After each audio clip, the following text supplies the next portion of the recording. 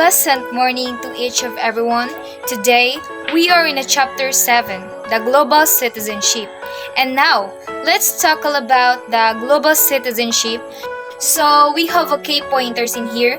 So, the topics include first, the 3 dimensions of global citizenship, followed by the educational for global citizenship, the ethical obligations of global citizenship, and last but not the least, the global collective action. Did you know that living in globalized world requires you to become a global citizen? It is according to Touch UNICEF or to be a globalized citizen, so you must first understand that you need others to survive. So in this world suggests the importance of social connections and operations for human survival.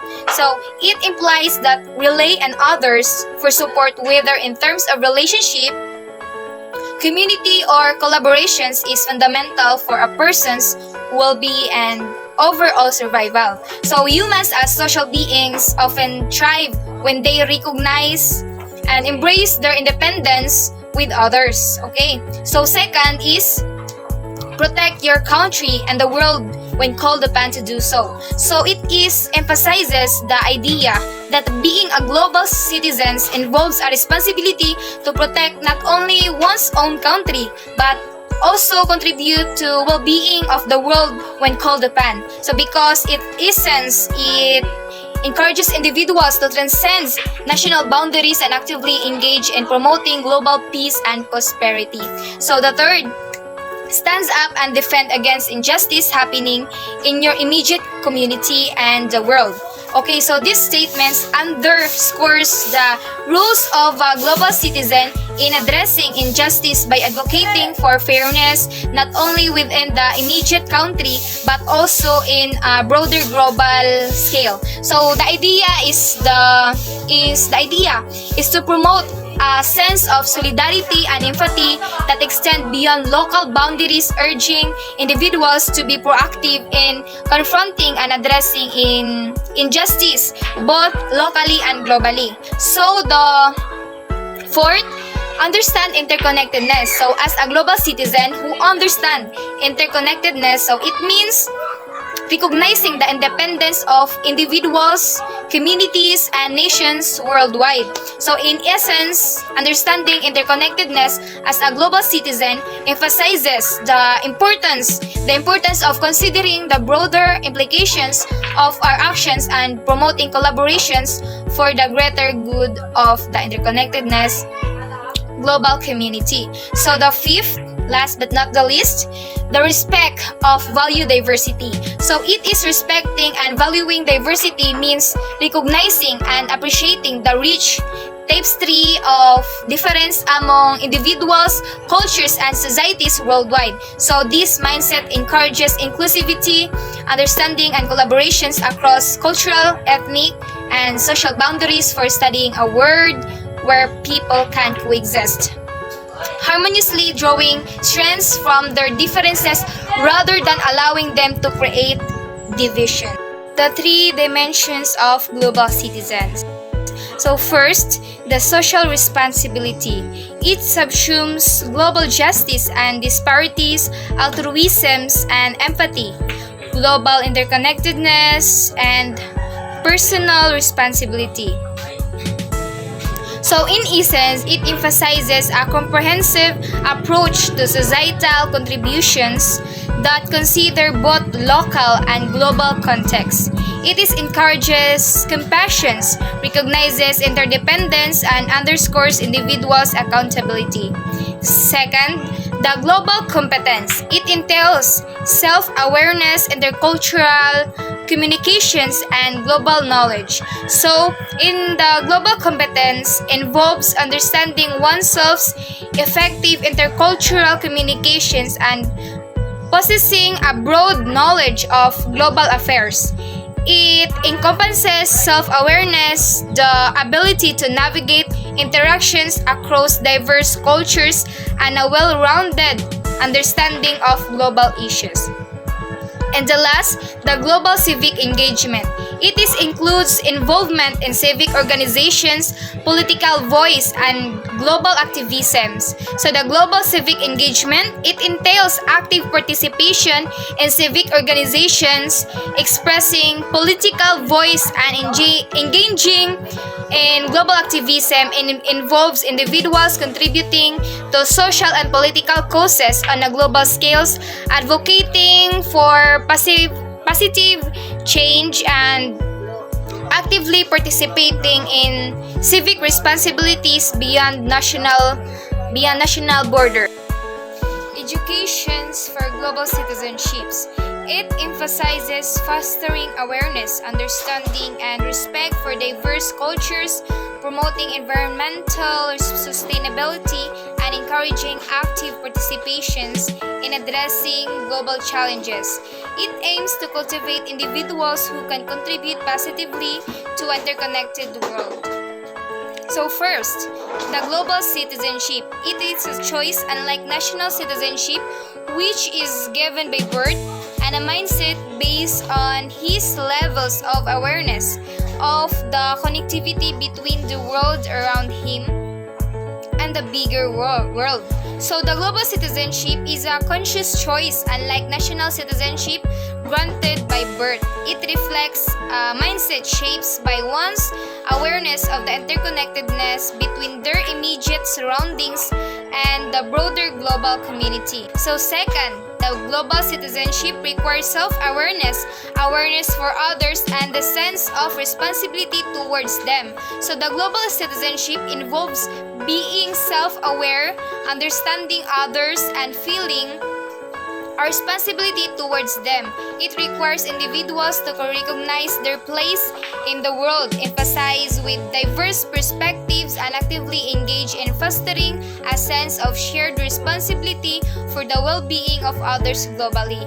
So the third is the global citizenship implies intercultural competence or cultural empathy, wherein the individual is able to understand not only his own multiple cultures but also others' cultural context. So a global citizenship involves intercultural competence or cultural empathy. So this means individuals not only understand their own multiple cultures but also appreciate and comprehend others' cultural contexts and fostering a broader and more inclusive perspective. So the fourth is the global citizenships enables an individuals to make decisions grounded on ethical principles. So it is the global citizenships empowers individuals to make ethically grounded decisions, emphasizing a commitment to moral principles that considers the broader impact on the global community.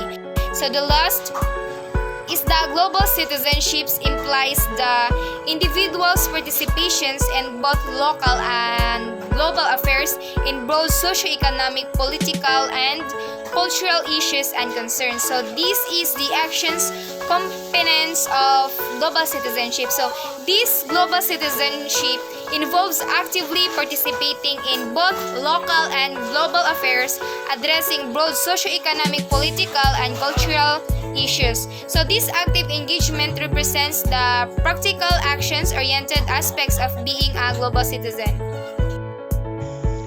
Good day, everyone. I'm the next rapporteur and I will continue the discussion. My topic is more about the ethical obligation of global citizenship and the global collective action. Please bear with me and lend me your ears.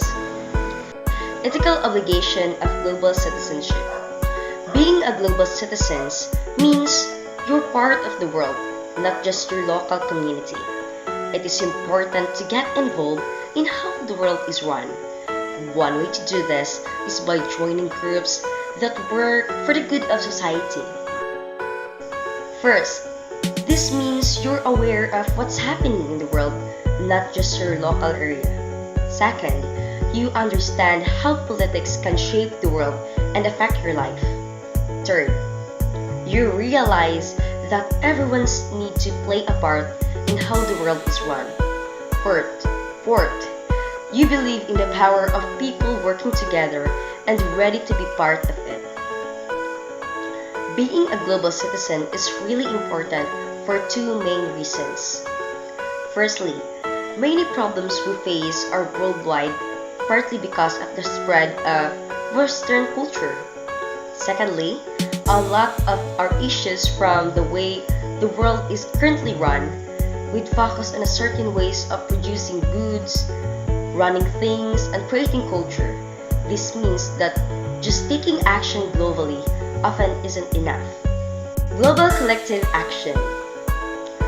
People are called to global collective actions to tackle big issues like global poverty, global warming, gender issues, good governance, sustainable development, global trade, fair trade, solidarity, economics, and tourism and peace. First, global poverty. It is the extreme poverty affecting people worldwide characterized by lack of basic human needs like food, water, shelter, and education. Global warming. It is the long-term heating of Earth's climate due to human activities primarily burning fossil fuels, leading to increased levels of greenhouses gases in the atmosphere. Third, gender issues.